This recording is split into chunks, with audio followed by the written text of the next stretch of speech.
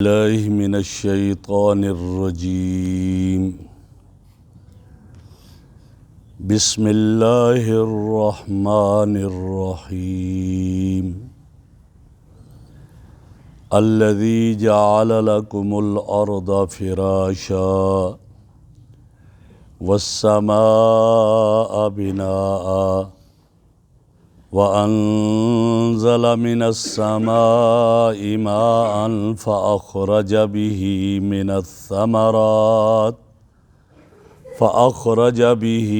الثمرات رزقا لكم فلا تجعلوا لله أندادا وأنتم تعلمون. الذی جعل لکم الارض فراشا، اللہ وہ ذات ہے جس نے تمہارے لیے زمین کو فرش بنایا، بچھونا بنایا، والسماء بناء اور آسمان کو چھت بنایا، وانزل من السماء ماء اور آسمان سے پانی اتارا، فأخرج به من الثمرات اور اس پانی کے ذریعے نکالے پھل، رزقا لکم تمہارے رزق کے لیے، تمہاری روزی کے لیے، فلا تجعلوا للہ اندادا پس تم اللہ کے ساتھ کسی کو شریک نہ ٹھہراؤ، نہ شریک بناؤ، وانتم تعلمون حالانکہ تم جانتے ہو۔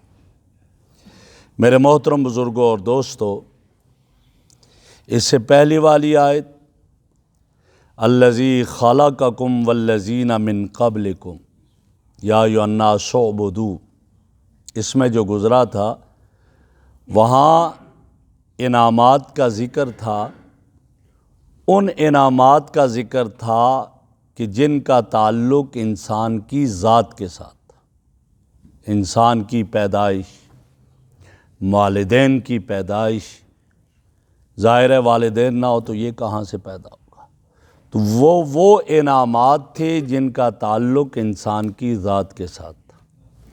اور اس آیت میں ان انعامات کا ذکر ہے جن کا تعلق انسان کی ذات سے نہیں، لیکن ان چیزوں سے متعلق ہے کہ جو انسان کے گرد و پیش میں، انسان سے متعلقات میں سے ہیں، اس کے گرد و پیش میں ان کا ذکر ہے یہاں پر۔ اور وہ کیا ذکر کیا؟ پہلا انعام الذی جعل لکم الارض فراشا، وہ ذات جس نے تمہارے لیے زمین کو فرش بنایا، بچھونا بنایا۔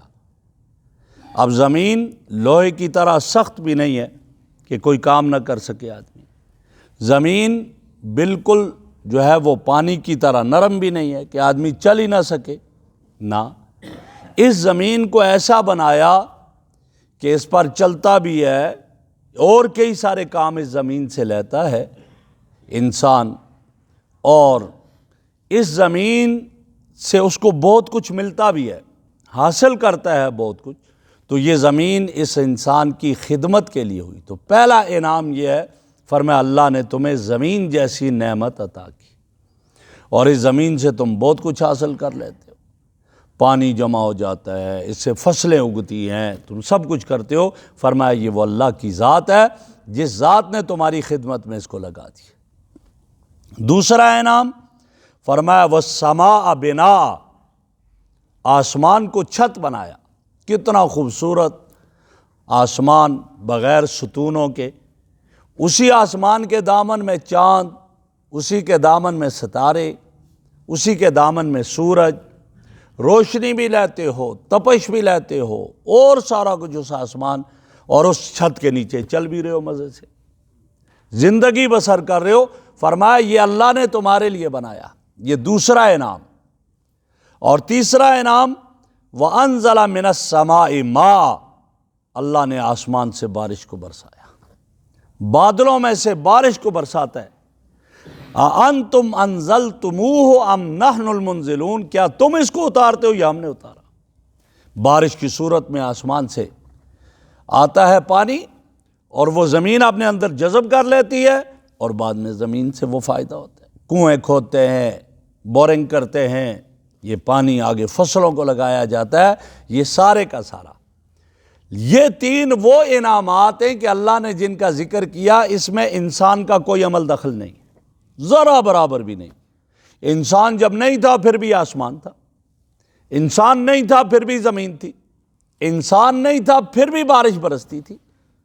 تو یہ سارا اللہ کی طرف سے ہے، اس میں انسان کا کوئی عمل دخل نہیں۔ اب یہ بارش برسی، فَأَخْرَجَ بِهِ مِنَ الثَّمَرَاتِ، اللہ نے اس پانی کے ذریعے تمہارے لیے پھل نکالے، پھل براہ راست پھل آگے۔ اسی طریقے سے زمین سے فصلیں ہوگی، یہ بھی پھل۔ رزق لکم، تمہارا رزق، تم پھلوں کو بھی کھاتے ہو، پھلوں کو بیچ کر اس سے جو ہے اور چیزیں لے کر کھاتے ہو، پھر زمین سے جو کچھ حاصل ہوتا ہے وہ تم کھاتے ہو۔ اسی طرح تم بھی کھاتے ہو، اپنے جانوروں کو بھی کھلاتے ہو، چارہ اگتا ہے اپنے جانوروں کو کھلاتے ہو، پتے ہیں درختوں کے اپنے جانوروں کو کھلاتے ہو۔ فرمایا یہ سب کچھ تمہارے لیے پیدا کیا۔ اس میں شائبہ ہو سکتا تھا جی انسان کا عمل دخل ہو، جی دیکھو وہ زمین میں ہل جوتتا ہے، زمین کی دیکھ بھال کرتا ہے، پانی لگاتا ہے، گوڈی کرتا ہے، فلاں کرتا ہے، لہذا عمل دخل۔ بتا دیا نا، یہ وہ عمل دخل نہیں ہے، یہ اتنا ہی ہے کہ وہ رکاوٹوں کو دور کرتا ہے، ورنہ اس نے تو دانہ زمین میں پھینک دیا ہے۔ اب یہ دانہ زمین میں پھینکا ہے تو اس دانے سے کونپل انسان نہیں نکال سکتا، کچھ بھی کر لے، کونپل نکالنے والی ذات اللہ کی۔ وہ کونپل نکلتی ہے، تنا بنتا ہے، پھر اس پر جو ہے وہ درخت بن جاتا ہے اور پھل لگ جاتے ہیں، یہ سب کرنے والی ذات اللہ کی ہے۔ اس کا اتنا کام ہوا کہ اس نے زمین کو کھدائی کی، پانی لگایا، دیکھ بھال کی، یہاں تک اس کا عمل دخل ہے، لیکن اس چیز کے پیدا کرنے میں اس کا ذرا بھی عمل دخل نہیں ہے، یہ اللہ کی ذات۔ ورنہ اس نے بیج پھینک دیا، وہ بیج خراب ہو جائے، نہ اس سے کونپل نکلے، یہ کچھ نہیں کر سکتا ہے، یہ سب کچھ کرنے والی ذات اللہ کی ہے۔ تو یہ انعامات بتائے، گویا فرما دیا کہ انسان غور کر، تیری خدمت میں زمین بھی ہے، تیری خدمت میں آسمان بھی لگا ہوا ہے، تیری خدمت میں چاند ستارے بھی ہیں، تیری خدمت میں سورج بھی ہے، تیری خدمت میں یہ بادل بھی ہیں، یہ سب کچھ تیری خدمت میں ہے، لہٰذا تو کس کے لیے ہے؟ تو اللہ کے لیے۔ فرمایا فَلَا تَجْعَلُوا لِلَّهِ اندادا، اتنی نعمتیں اللہ کی کھا کر اب اللہ کے ساتھ کسی کو شریک نہ ٹھہراؤ۔ ند، شریک، اللہ کے ساتھ کسی اور کو حاجت روا نہ سمجھو، اللہ کے ساتھ کسی اور کو مشکل کشا نہ سمجھو، اللہ کے برابر نہ سمجھو، سب کچھ اللہ کی ذات ہے، عبادت کے لائق اللہ کی ذات، اس کے ساتھ کسی کو شریک نہ ٹھہراؤ۔ اس لیے فرمایا میرے آقا صلی اللہ علیہ وسلم نے، ان الدنیا خلقت لکم وانکم خلقتم للآخرہ، کہ ساری دنیا کو اللہ نے تمہارے لیے پیدا کیا ہے، لیکن انسان تجھے اللہ نے اپنے لیے پیدا کیا، تو اس کی عبادت کر، یہ جبین نیاز اس کے سامنے جھکا دے۔ تیری خدمت تو ساری مخلوق کر رہی ہے، تیری خدمت تو پوری کائنات کا ذرہ ذرہ کر رہا ہے، اب اس کا تقاضا کیا ہے؟ اس کا تقاضا یہ ہے کہ تو اپنے رب کا بن جا، تو اپنے رب کی عبادت کرنے والا بن جا، اس کے ساتھ کسی اور کو برابر نہ کر، اس کے ساتھ کسی اور کو شریک نہ ٹھہرا، اسی کے سامنے جبین نیاز جھکا۔